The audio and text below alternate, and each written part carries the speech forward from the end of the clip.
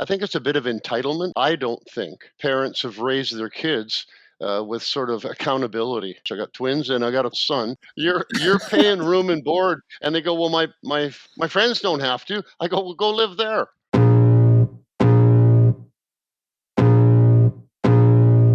Welcome to the Tom Storey Show with Steve Karrasch and Tom Storey, where we discuss everything real estate or whatever else is on our minds.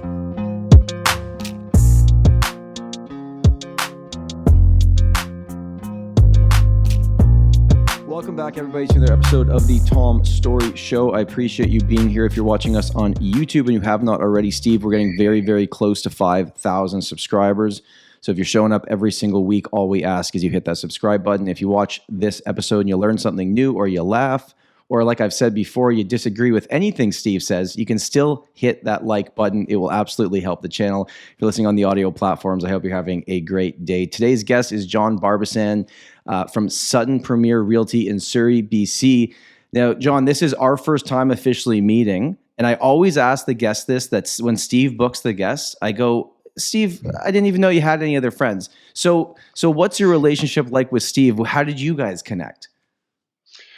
It goes back a ways, but Steve years ago worked with a colleague of mine, Chris Whitehead, who's since retired, but Steve had the benefit of his experience.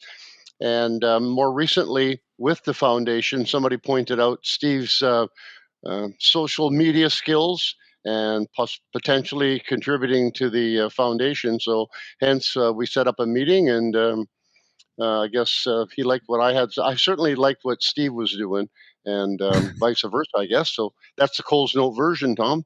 Nice. Well, thank you so much for being here. We really appreciate you taking the time to do this. To give our listeners and viewers a bit more background on yourself. So obviously you're in real estate, you're in Surrey, you work for Sutton, but how long have you been doing this? You know, how you feeling about the market right now? Just give us a general idea of what's going on. Sure. Next month, I'll be 40 years at it, and all with the Fraser Valley Real Estate Board. Wow. Served my time in organized real estate, went through the committee ranks, and then on through director, officer, and eventually I was president in the 2018-2019 term. I'll just finish that off, and what I really found was my calling was something we'll talk about later, the BC Realtors Charitable Foundation. However, what do I think about the market? There's a loaded question. It hasn't changed a whole lot. It's just people's attitudes have changed, I'm thinking. Yeah. I hear this housing crisis all the time, and I don't know if you want to get into that meat and potatoes right away. Let's go. Yeah. I hear about this, and I have to shake my head because whenever that's the hottest topic at any social event, real estate. Would you two agree? Oh, 100%. Yeah. Yeah. So I get, whether it's a relative, a friend, whatever, they'll say, well, prices can't go up anymore. Well, I heard that when a basement home in Surrey was $89,900. I heard it. No, they'll never hit $100,000. No way. And then I heard it just before $1 million. And I've been keeping to hear it. But to put it in perspective, I'm an immigrant. My dad came here from Italy, actually, and all his buddies were down on Commercial Drive. That's where they owned homes. But he couldn't afford to buy there. He was an immigrant, cleaned railway tracks in the morning. So he had to buy way out in New Westminster. Yeah. You guys are okay. No, we're here. We're listening. Yeah. Okay, and then what really drove home the point was in 2017, we have a trade and conference show annually with guest speakers, keynote speakers. Steve, you're familiar with what I'm talking about? Mm-hmm. Yeah. And our keynote speaker that year was Bill Good Jr. And for those of you who don't know who he is, his dad was a famous sports commentator, and he followed in his footsteps. And Bill told a story about him growing up in West Vancouver. His mom and dad built a home there. He grew up there, of course. His wife grew up in the same neighborhood, and when they got married, they wanted to live in West Vancouver, but they couldn't afford to live in West Vancouver. So they moved way out to North Delta. That was just what they did. But as he said at the time, now it's front page news. Mm. Was it just, do you So think because social media? everybody's always been doing that kind of leapfrog. So Tom, you don't really appreciate maybe those areas, but it's not very far, right? Like that's a city over, maybe. What's the new And my version of that? What's the new version? I can't buy in Surrey. Where do I go? It's just getting a lot longer now. It's Alberta. Yeah, Tom, there's a professor here of urban economics. His name is Tom Davidoff, and I won't be able to quote him exactly, but I can paraphrase him. I've been to several of his speeches. He calls Vancouver the San Francisco syndrome. We have a 90-degree pie because of our natural borders. I'll call it the Pacific Ocean, the Strait of Juan de Fuca. But anyway, we've got the water to the west. We've got a 49th parallel. And then we have some mountains that get in the way. Mm. Then there's a big river. It's called the Fraser, which takes up a lot of land. And our agricultural land reserve is basically east. So we don't have a whole lot of land to build on. Right. It's not like the folks in the prairies where they go 360 degrees. So we've got a challenge here. And that challenge sounds like it hasn't changed, excuse me, in 40 years. Sounds like it's always been a challenge.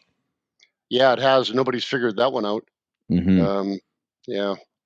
Because even if you look at now moving forward, like everyone looks at what Bank of Canada is going to do or not going to do. And we all talk about this magical 2% inflation. Even at today's prices, if real estate only went up 2% compounding for the next 10 years, it still gets to price points that are like not going to be pretty for people. Like, so what do you think now? I mean, you've seen 4 decades of this. The next 10 years from what you've experienced in the past, do you have any idea of what could happen here? Like, it's probably not going to be like the last 10 years, right? Because there was such extreme growth. I'd agree with you there. The last 10 years have been a bit of an exception, but historically, and that's what I am. I'm a historian, not a prognosticator. I don't know where it's going. But traditionally, real estate's gone. If you bet on real estate to go down or adjust, Mm-hmm. whatever term you want, you'll be wrong 7 out of 8 times. I'm not a betting man, but those aren't good odds. No. So when people are buying and they ask me, is it a right time to buy? If you've got a 5-year plan with the income to service the debt, you're doing okay, because in 5 years, even if it adjusts, it's going to get back. Right. So traditionally, over the last 40 years, it's gone up, I think, Steve, I could be out a little bit, but between 7 and 8% if you calculate it over the last, long term. So that's pretty good money, tax free. Yeah, I think for your principal home, tax free. I think the Fraser Valley Real Estate Board stat last time I crunched it, over 43 years of reporting, 44 years of reporting, something like that. Maybe 45 now. I think 79 was maybe when it started reporting. It was 6.6%, including all of the massive upswings, downswings, the whole bit. So one of the reasons I wanted to have you on here is 40 years is a long time in the business.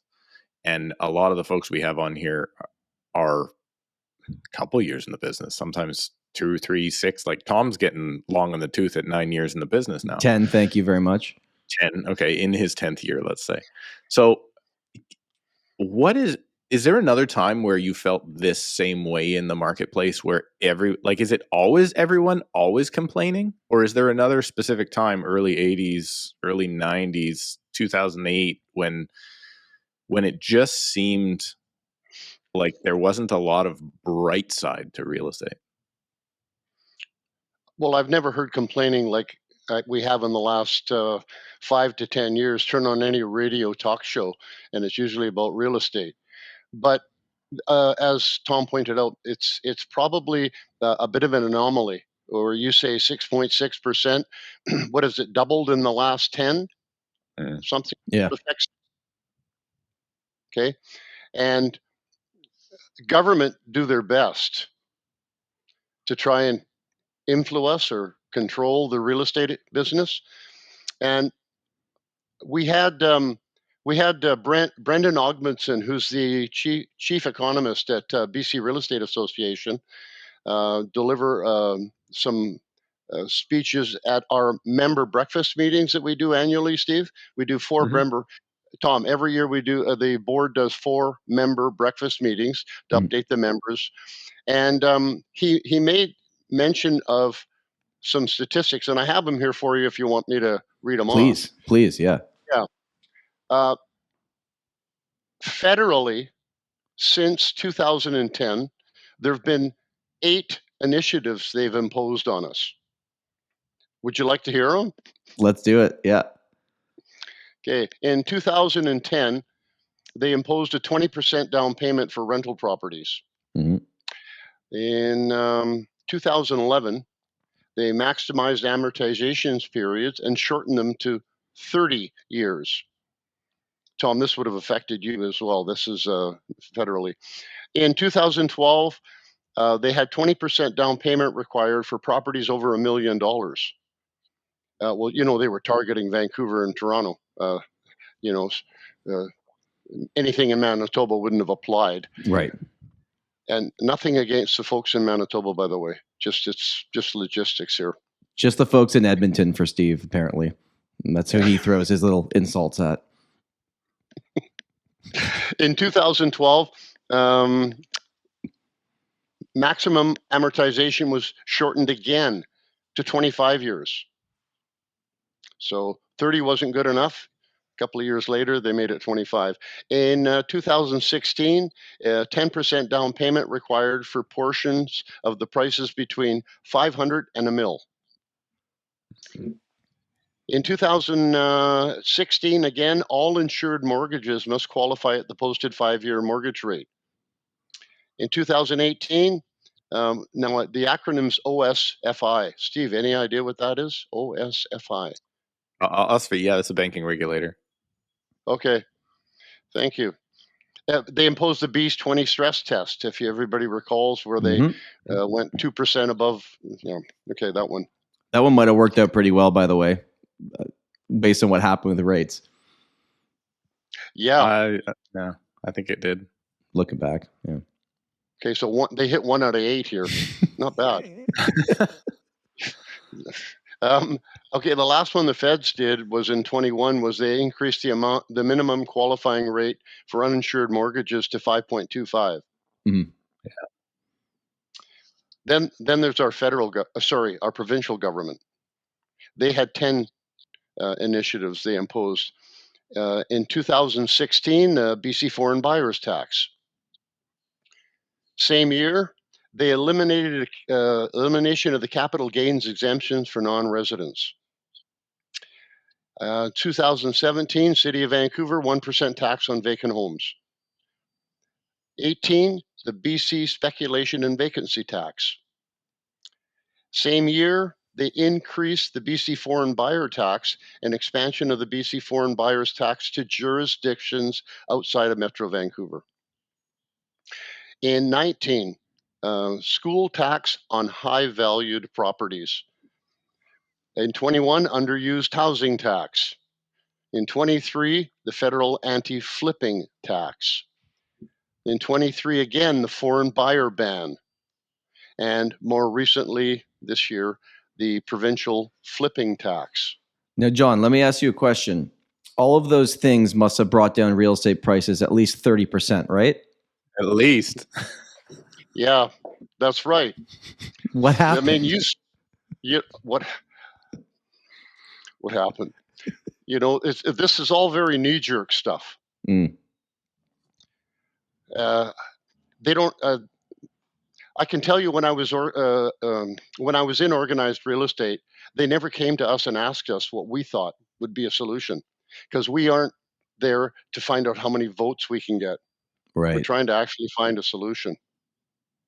So everything they've done sounds good on a headline in a newspaper or an online article, but obviously, as we've seen, has not had enough of an impact on the market to actually make prices stop going up as fast or help first-time home buyers get in, or any of the things we know would actually make an impact. Because it's just, well, if I say this, like we found out, a few weeks ago that Trudeau is going to personally build about 4 million homes for us in the next 7 years. I'm not too sure if that's going to happen, but it sounds pretty good on a headline. If I don't follow real estate and I'm just looking on my phone one day, I'm like, oh, great, government's doing stuff for us. Unless you dig further into it and go like, this is going to be basically impossible for them to build this fast. Somebody told me that had to be a house every 3 minutes. I think it's actually more than a house every minute, wasn't it? Didn't we break it down for like 64 We had Steve Surretsky on, and he hour? broke it down. Is 64 per hour or something? 64 houses per hour. Yeah. I didn't want to sound like a fish story, where. So yeah, it's impossible. Well, my son's in the trades. Mhm. He represents a union locally. He goes, we can't get people to work. Why not? Nobody wants to work because they get paid just as much staying home. Hey agents, a clean and easy to manage real estate website is a must. Go to realtyninja.com/Tom right now and start your site totally for free and pay nothing until you launch. And then when it is your time to go live, you will save 20% off of your entire first year just for signing up at realtyninja.com/Tom. And that's going to be an issue. Right now, if you can steam up a mirror, you can pretty much clock in and get a pretty good wage, but it's getting them to show up. So it's all, and I don't mean to sound so negative. I can tell why you and Steve get along so well. Okay. Steve will have to have a cold one on the side just to Yeah, you bet. solve the world's issues. I'm not a negative Nelly. I really am not. But when I hear first-time buyers say they can't afford to get into the market, I think what they mean is they can't afford what they want. Mm-hmm. Bingo. The Taj Mahal at Granville in Georgia. Yeah. And do you think a lot of them could get in, but they just go like, no, what I can afford to buy isn't what I believe my standard is. So I'm just going to sit here and wait for prices to come down. But when you started your first year in real estate, 39 years ago, were people saying the same thing? No, they weren't. It was much easier to get in. However, the battle was the I paid my first house. I paid 10.25% interest. Mm-hmm. What was the purchase price of the house, though? 34.4. Yeah, those were the days. Yeah, and it was your classic little rancher. Excuse me, classic rancher on a big lot. Mm-hmm. But Tom, in all fairness, we put on Expo in '86. We did the Olympics in 2010. We're getting FIFA here pretty soon. We're exposing what we got here. I say we, what the Lower Mainland offers. We're exposing this to the world. So you don't think the people in the world that can afford to come here are not going to come here? Mm-hmm. No. So it's a pretty nice place to be. Yeah. That's why the prices have gone up. Right. The density out here is not bad. And I was going to comment on foreign influence. Asia's just across the pond, and they're used to raising families in apartments. How big of an influence? A lot of people have said that about Vancouver and surrounding areas, that the money coming in from other countries is a massive reason why the prices have gone up so much. And obviously we've seen since the foreign buyer tax that not a lot has changed, but obviously money's coming in other ways, or they're immigrating here, or we're bringing a million. Though, we're bringing a million people into Canada every year, so it's just done a different way. Do you think from your years of doing this, when did that start being a big trend that people were coming over from other countries and investing their money here? Well, as I said, I'm an immigrant. Sorry, I'm the son of an immigrant. I'm not sure that's changed a whole lot, except the numbers, as you pointed out. But Steve, you're going to help me on this because we keep track of foreign buyers, hence the FinTrack. Mm. I believe the number I heard, and I don't try and verify it because I'm not sure that's going to help. Right. I think it was 3.4% of purchases were by foreign buyers. It was an insignificant amount. It was insignificant. I mean, so I just did the numbers on my YouTube channel about how 2016 was actually the peak for detached home prices in the city of Vancouver. 2016 is still the peak. It's actually never exceeded that. So I think there was something to that. But let's say, I want to say, what is CREA report? Something like 600,000 sales a year is a good year across the entire country. So let's say 600,000. I'm going to do this because I'm too stupid to do this in my head. I've got a calculator out here, guys. I apologize.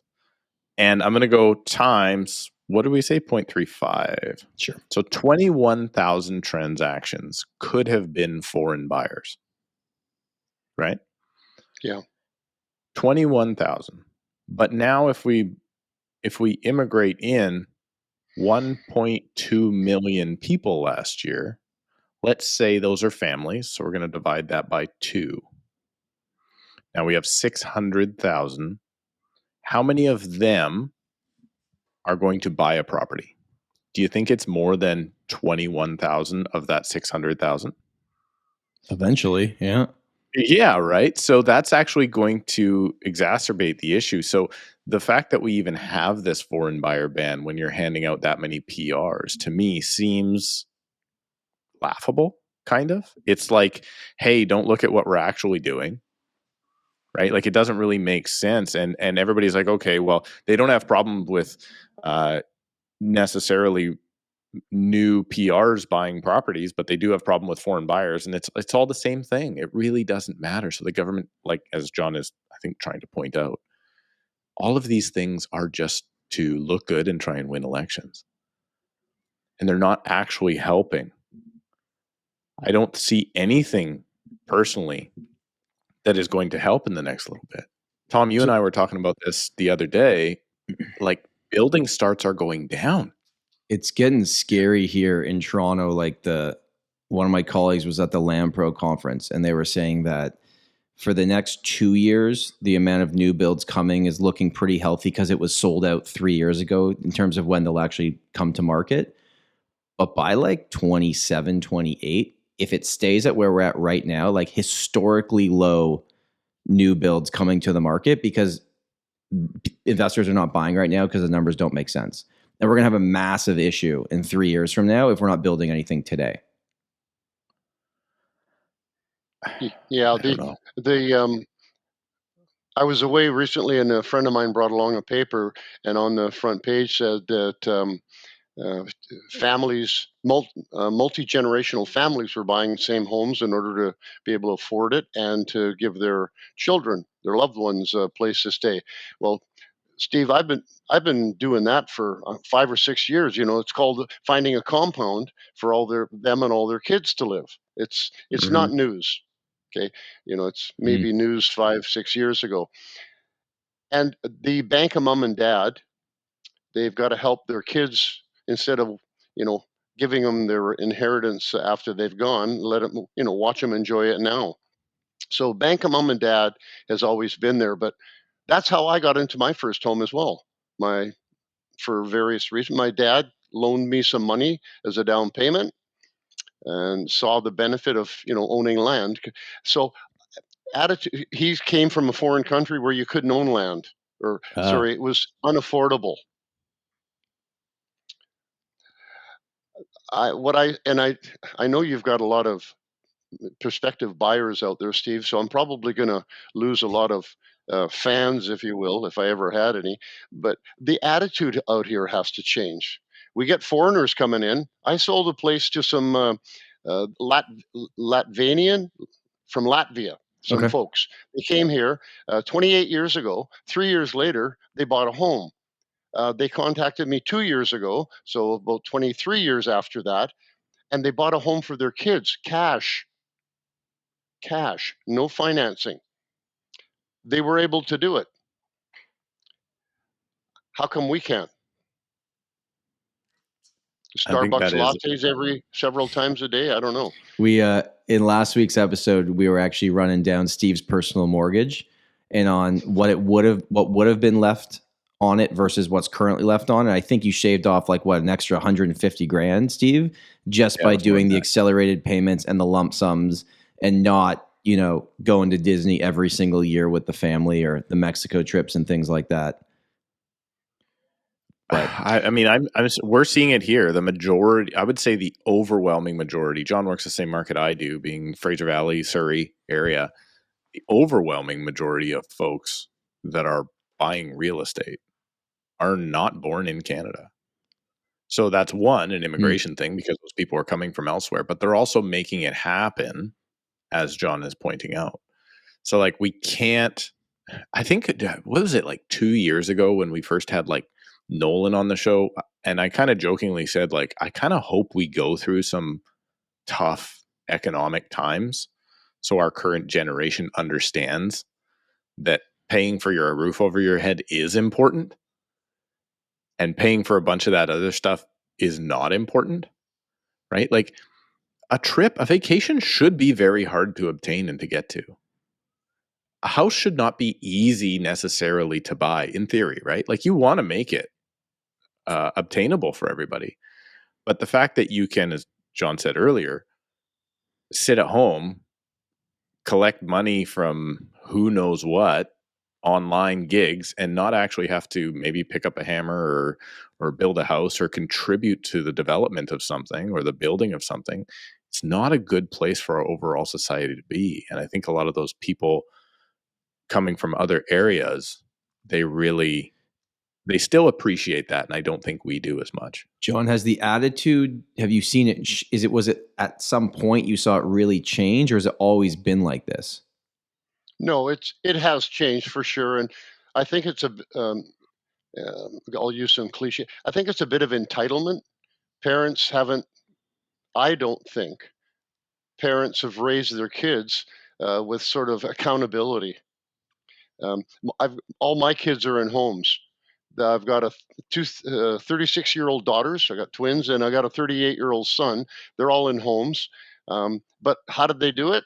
Well, I guided them a little, but I also charged them room and board after graduation day, September 1 after graduation. You're paying my favorite room and guest board. of all time. John's actually Steve's dad. You're paying room and board, and they go, well, my friends don't have to. I go, well, go live there.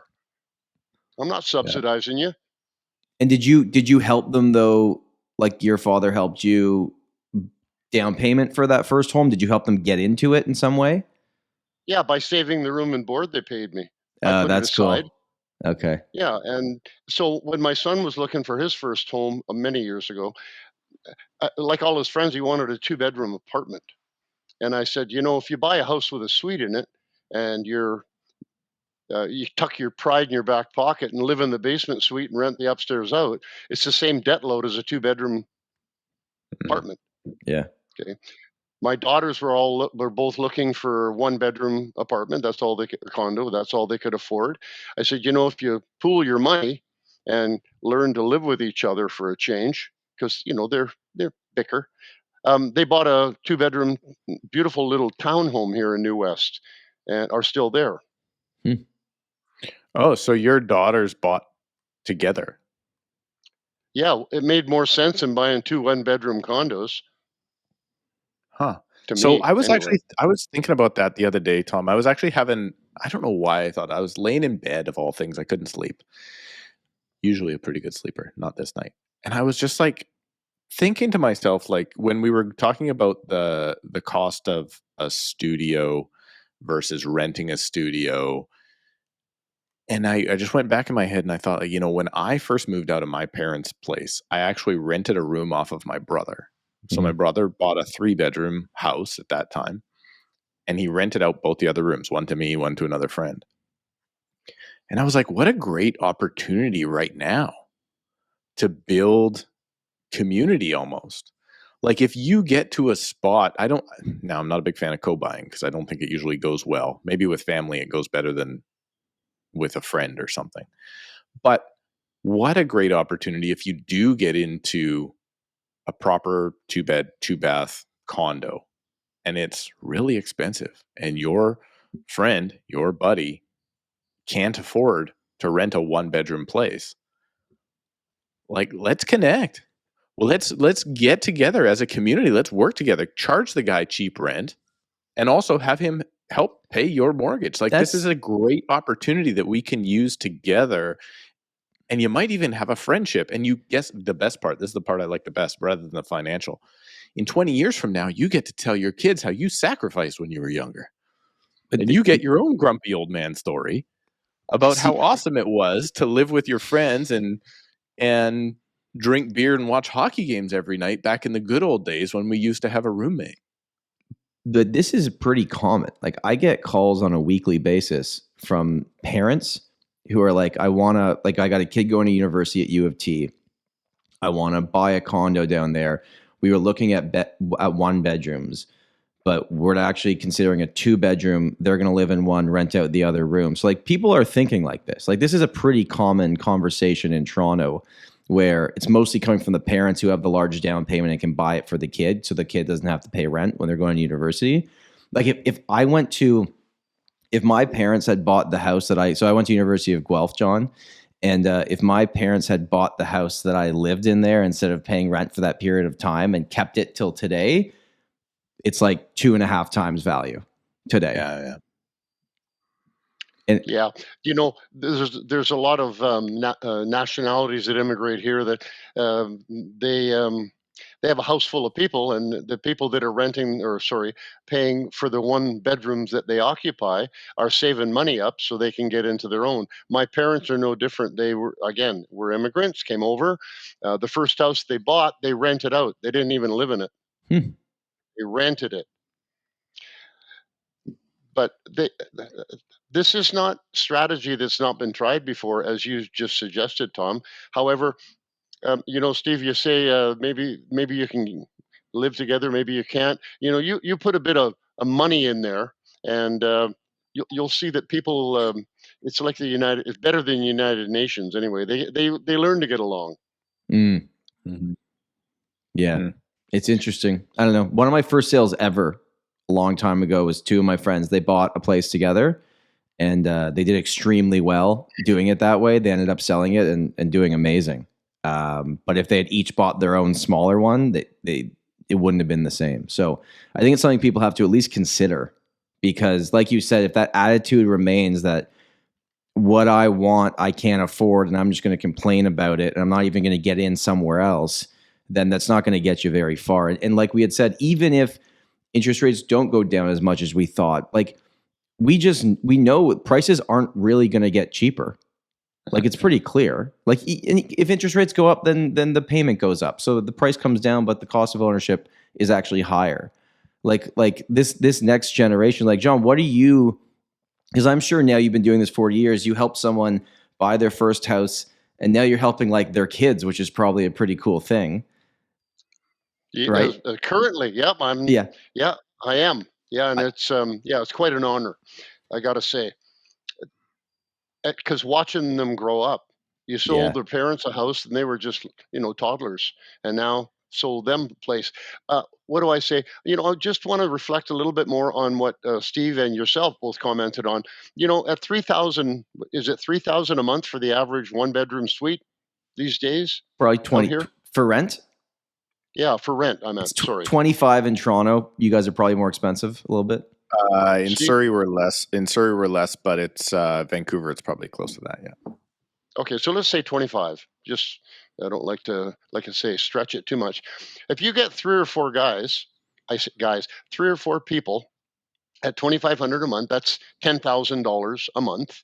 they hopefully have incomes to service the income that's CRA approved, if you will, Yep. and they buy a house. There's 4 of them.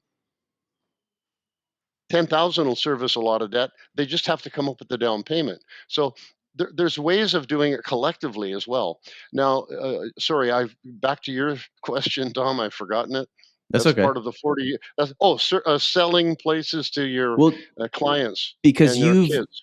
And where I was going to go with that is, my parents owned their house, so I always thought, okay, it's a goal of mine to own my own property long before I thought about getting into real estate.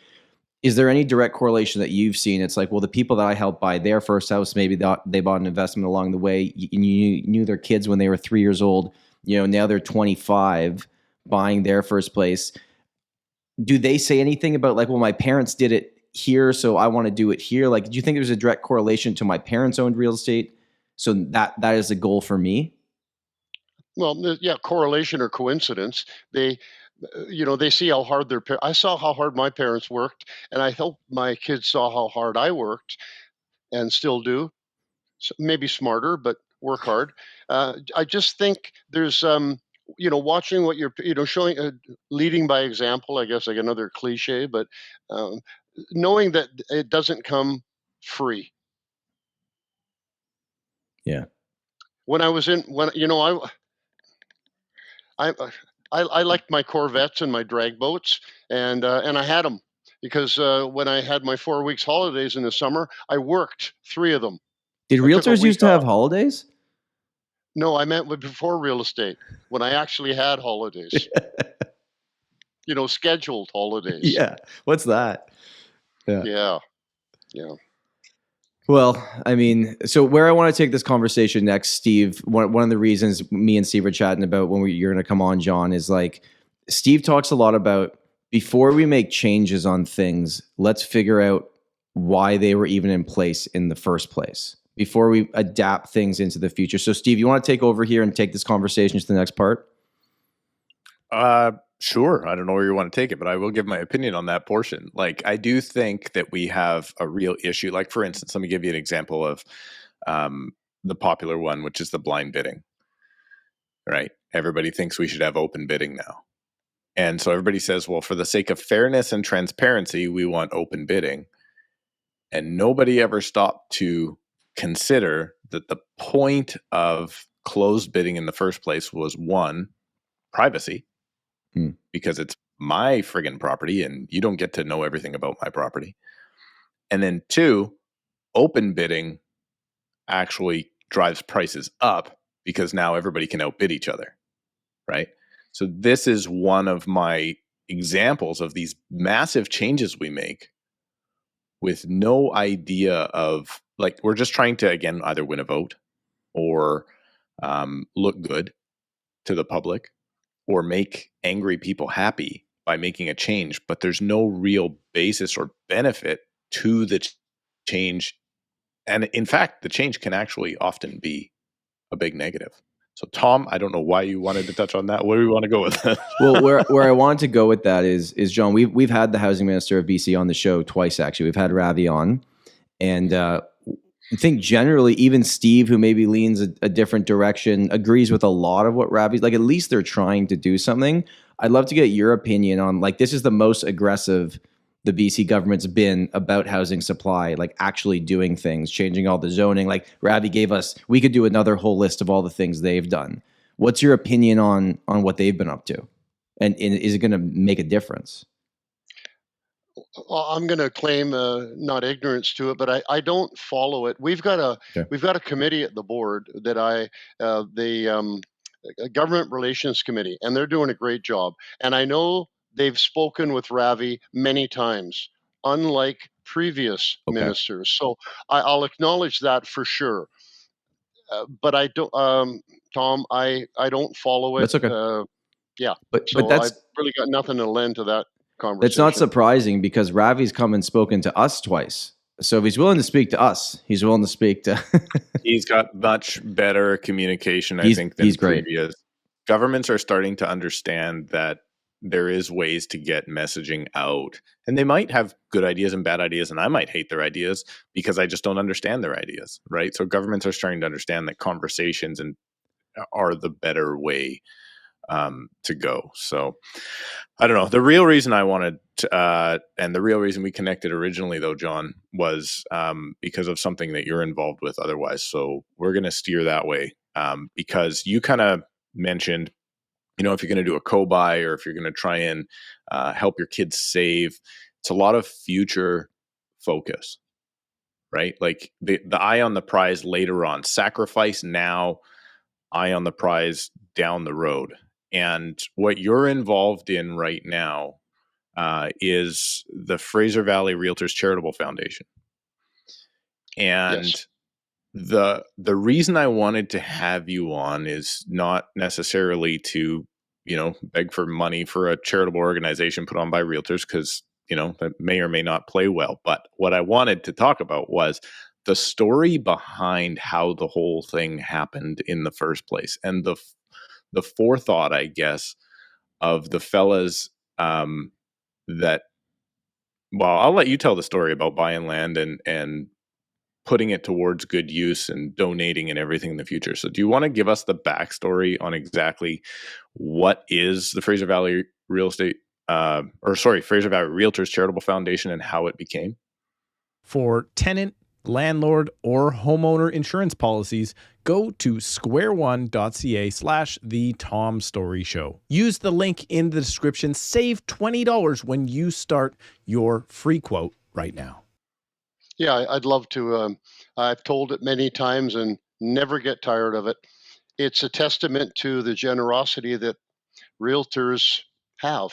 It's not often demonstrated. A lot of people do it on their own and aren't acknowledged for it.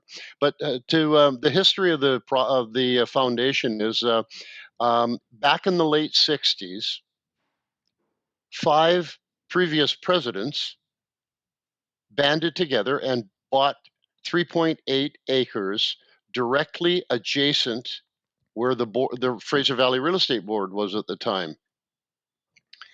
And word on the street is that the Fraser Valley Board didn't have the finances to buy it. This was we're 102 years old. That was halfway through their existence. Anyway, these 5 gentlemen bought it, and years later, they sold it to the Fraser Valley Real Estate Board with the understanding that one day the land would be used to benefit the citizens of the valley that the Fraser Valley serviced.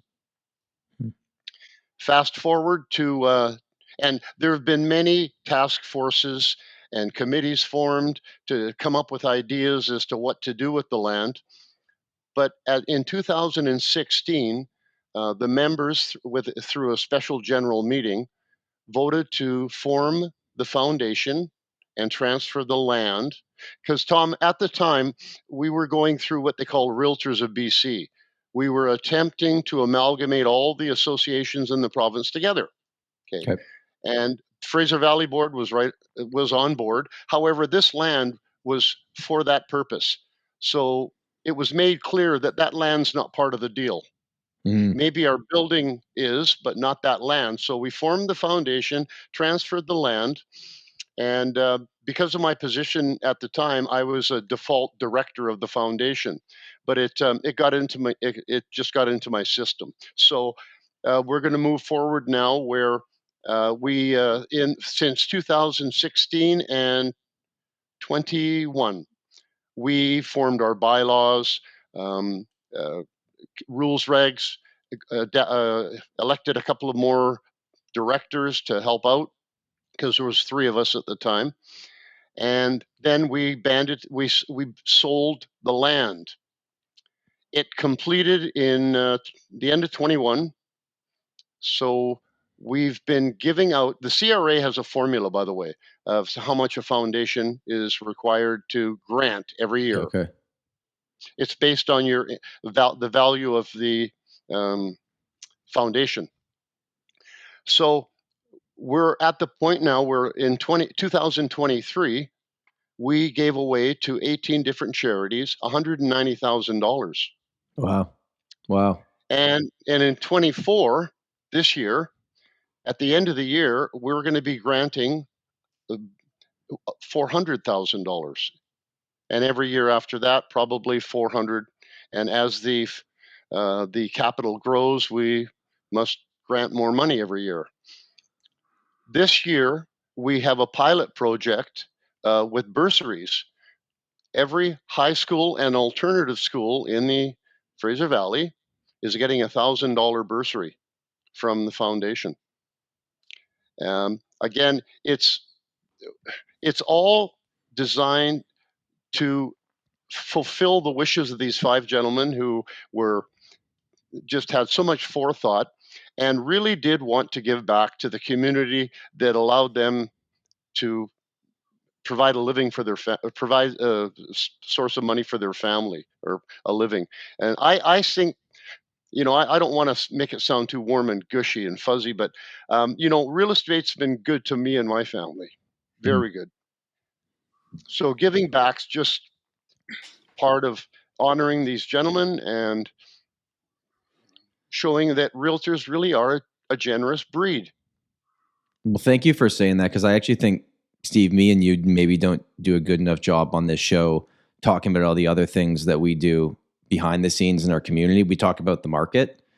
Yeah, we are not, any charity I give to, I'm probably not going to talk about it. And, but the reason I wanted to have this conversation is what an example this is, right? Guys get together in the 60s. They buy a piece of property with their own cash. They essentially, I don't know if it sold technically for what value or whatnot, but they essentially give it to an organization to hold on to in the name of one day, we all know land values are going to go up. And therefore we can invest our own money here now. And our charitable donation in the future is going to be 10-fold, 15-fold, 20-fold. Who knows how big it's going to be. Right. And where a lot of people, they did sell it for what they paid for it. I'm sorry, I didn't include that in the story. They didn't make any money on it. They sold it to them for what they paid for it. Right. I'm sorry. Yeah. So then what doesn't get focused on, and I think is a very strong message that should be out there, because let's face it, in our industry, we get a lot of crap publicly. And what does not get focused on is my experiences with the realtors that I work with through our coaching programs, through board involvement, through being involved in such a great company like McDonald Realty, is nobody I know gives more than my coworkers. Nobody I know. And they do give because they have a business that they put a lot into and get a lot out of, right? So they have that ability. And so what I thought was cool about this entire situation is it just shows you how someone's investment early on in life, after they're all gone, I believe all those fellows are passed now. There's one left. Okay. So there's one fella left out of the original Beatles or whatever we're going to call them here. Good group of folks. And now that money is being dispersed, and the organization now is focused on youth. So they're focused on like giving money to every single high school, or I guess a student picked throughout every single high school within the region of the Fraser Valley Real Estate Board. And they've picked youth. And I think that is also cool, because now you can show as agents that, yeah, we do care. Now, personally, I want to be a little bit greedy about this, because my thought is, if we can help marginalized youth, which is the main focus, correct me if I'm wrong, John, about the foundation. Marginalized and at-risk youth, yes. Yeah. So if we can help those folks by giving them better education, by however the foundation is going to go ahead with it, my thought is one day somebody out there, one of those kids at least, is going to be like, I got help, and I got help from the real estate industry as a whole. And maybe that'll put a bug in their head. Maybe they'll actually think they can become homeowners. Maybe they'll become our peers, right? Maybe they'll become agents. But I just think it's such a cool way that we can reach out to the youth and let them know that it's not all about doom and gloom YouTube videos that Tom and I do online, right? Like, there is so much more to it, and it doesn't get said enough. And I'm sure the comments under this will be, realtors are all greedy and they cause housing prices to go up. But this is the reality of what's actually behind our industry, right? These are It the is. things that happen that nobody knows are happening because nobody really cares a bunch about charitable foundations. They only care about house prices, right? So that's the end of my rant, Tom. I'll let you go, but So my question was, so they obviously held this land for a long period of time. When you all came together and decided, like, okay, this is what we want to do with it now, was it a pretty, like, everyone's on board with this? Was there any pushback and the timing of doing it? No, when again, that Realtors of BC was the catalyst for it. Okay. But when there were three original directors, I'm fortunate to have been one of them, and we had to decide a lot of things. Why at-risk youth, you ask? Well, we were fortunate enough to one of our public directors at the time was the president and CEO of the Surrey Memorial Hospitals Foundation. And she pointed out to me that 43% of the province's youth reside in the Fraser Health region. Hmm. That's us. Okay. Now, youth is loosely described, but if you depends who you ask, anybody between 4 and 29. Okay. Okay. When these bursaries, and I'll just elaborate a little bit on that. The bursaries, they give out. The counselors decide which students get them, and they have to fall in line with the foundation's mission. So the big check presentations we make that are just to tug at the heart. I got to tell you, they on the signatory line, it's in bold black print says Fraser Valley Realtors. Hmm. And then in small green print, Charitable Foundation. So again, like Steve said, and Tom, you're aware, we're all a generous bunch, and we're all doing it, individually. Here we can make an impact and maybe shed some light on our profession that's not often seen. And we're only 2 years in, so I know we're the envy of the country in terms of real estate associations. I bet. Tom, are you in the Toronto's? Yeah. Toronto Real Estate Board. Yep. Yeah, that's the biggie. That's what are they? Mhm. 60,000 agents. I think, we went down only to 70,000 last year. We were at 75,000. 75. Okay, it was 55 when I was on board, but yeah, they're Tom DeMichel, I believe, is your CEO out there. Yes. Yep. Yeah. We're the envy of the country. They don't know how we did it. Well, we wouldn't have been able to do it unless people planned and had some foresight, and those 5 gentlemen did it. So I'm proud to just be part of it. Well, thank you for being part of it, and thank you for sharing that, because I think that is something that we need to talk about more. I do some stuff that I don't talk about. I'm not even going to share it here because I don't want to seem like I do charity. Listen to me, but I think everyone involved and most people that I know that are doing things at a high level give back and don't openly talk about it. So I think that's just something that maybe, I don't know if that's a good thing or bad thing, because if you talk about it, then it's like, well, why are you saying what you're doing? So it's a tough situation, but it's easy, Tom, it's easier for me because I represent the foundation. It's Right. not about me. It's about Yeah. the foundation. So I get to say it, and through Steve's kindness and yours, to be able to share it with the folks. But yeah, nobody likes to go around and brag. Right. No, Yeah, it's I the don't. fine line there. I do it for very selfish reasons, my own. Yeah. Good. Awesome. Well, thank you for Thanks, sharing. Les. So before we wrap this up, I just want to go back to, current market conditions. I know, John, you're obviously still very active in the market. You've seen more than me and Steve have seen. Right now you're talking to buyers, sellers. What are the conversations? Like why are people doing things? Are you seeing sellers that are selling because they have to sell because of interest rates? Is it just time to downsize? Like what's right now in your business? What's the most common conversation you're having? there's a lot of estate sales. I say a Okay. lot. There's a number of them, simply because of, the kids are going to inherit the parents' home. One parent left, and now they're gone. Nobody's under the gun to sell that I'm dealing with. They're all got their fine. I hear there's saddlebutt in the business that because of the interest rates, there's a lot more foreclosures. Well, I don't see it. And if there are, they're 6 months down the road by the time they get all their ducks in a row to go to court Right. or foreclosure proceedings. I don't. I'm seeing first-time buyers being helped out by mom and dad. Yep. Not a lot, but a little. And again, maybe because of their breeding, they've been able to save enough money up to just need a little bit of help, not a lot. And then we also have a large audience on this show of people in the real estate industry that listen. And, Steve, if I had to guess here, just because of what happened during 2021, we know a lot of people got their real estate license between 2020 and now. So what would your advice be to them? Because you've seen good, bad, great, ugly, sideways markets. To a business owner in today's marketplace, you've lasted 40 years. Most realtors don't last 5 years.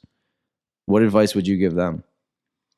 Yeah, the 5 year, I was going to comment on that. Thanks, Tom. That may have gone by way of the dodo bird or the dining room. Because of the way the market's been, all you needed, well, I'll use my term, all you needed was a sign and a pen. Yeah. There was no working a listing, if you will, or working with a seller, or taking a buyer out for 2 months. Well, they're not used to that. If I had a recommendation, I'd say put some money away. Mm. There's gonna be downs for sure. And the minute you're approaching a client and all you're thinking about is how you're going to get the commission out of them, it shows on your face and in your attitude. It's not good. It's just not. We have to be. This is their largest investment of their life in most cases. We have to consult them. We have to advise them, and if they choose not to take our advice, okay, that's their doing. But it certainly helps toward a lengthier profession. One of my good friends, he's actually a client as well. He owns his own ad agency. He's not in our business, but he said something to me once, and it always stuck with me. He's like, "We eat like lions here." Like we sometimes, you have a good year last month, right? It's like you get one big check because you did one huge job for a big thing, and then it goes quiet for 3 months. So just going back to what you said about putting some money away and being smart about it, I think that's absolutely great advice. Steve, I think this was a great episode. Anything to wrap it up with? I will say, I actually will put my little bit of negativity out before we go. I am starting to deal and do evaluations a little bit for some folks that are thinking about doing proposals and bankruptcies and things like that. And guess what, Tom? What? All failed businesses. Nothing to do with real estate. All people that if they had jobs and didn't. Now, I'm not saying I don't want anybody to start a business. I'm just saying it has everything to do with they're losing their homes or potentially losing their homes if or as a result of business and not a result of owning that home, trying to build themselves the home's out. usually the thing that saves them out of it, right? Yeah. Well, here's the thing. If you got no money left over, you get to keep your home. So if you have equity in your home, you actually have to sell it to help pay your creditors. So it's actually the things that help you get out of the bad situation. So that is starting to come around right now for sure. John, final words of wisdom from someone that actually knows what they're talking about. Not Steve. And any final thoughts for our viewers? Yeah, well, just all put the dollar sign behind the client. Don't put it in front of them. It skews things. Again, there's no magic here. You don't wave a wand and do it. It takes, when buyers tell me that, we feel so bad, we've been, looking so long. I go, well, no, you're not wasting my time. We're investing our time in finding the right property for you. Yeah. Yeah. I don't. Yeah, they're not. It's not an item you take for a return. The way we wrap up every buyer consultation is at the very end, because I mean this. I'm like, whether you buy in 2 days or in 2 years, I just want you to know, like, we are a no pressure environment. I just want to make sure you buy something you're happy with. Like, and you can almost see their, normally it's a phone call these days, but when I used to do it face to face, you could almost see their shoulders go from like here to like, they're like, okay, good. Like we're on the same team. We're going to work through it, because whether we agree with this or not, a section of our industry has been labeled as salespeople that just want to get the thing done and move on, transaction-oriented people. And we all know that it's the relationship-focused people in our business that last 40 years like John and last 16 years like Steve, and I'm 10 years in, because we care about people. If you're really good at your job, the money tends to show up anyways. It does. Like that's what I've seen over my decade of doing this. Is that fair to say? It is. It's your attitude shines through whatever you do, and if they know you're there to help them and ease the largest purchase they're making in their life, then we're doing our job. Awesome. Well, John, thank you so much for joining our show today and taking the time to chat with us, educate us, and tell us what's going on the charitable side of things, because I think that's something that, Steve, that's been missing from the conversations that we have. So I really appreciate you doing that. For anybody listening or watching that wants to connect with you, John, where's the best place for them to go? Well, I've got an email address. It's my last name, barbisan@telus.net. Am I allowed to give out my phone number if they want to call me? I'll tell you what. I'll put your website in the show notes, and Yeah. they can connect you if you want. Yeah. I have a website too. I'm not sure what it does for me, but I do have one. I got think business that's for my cards. sellers to recognize what I look like. Just confirming that you are who you say you are. I'll tell you, just a quick one. I had a gentleman I sold a home to. 25 years later, he calls me. So I show up at his front door, and he almost fell backwards. And he looked at me and goes, "You got to update the picture on your calendar." Anyway, okay, that's all I'll say. Thanks. Awesome. Well, thank you, John, for being here. Thank you, everybody, for watching and listening to this episode. We will see you next week. Bye. Thanks, guys. All right.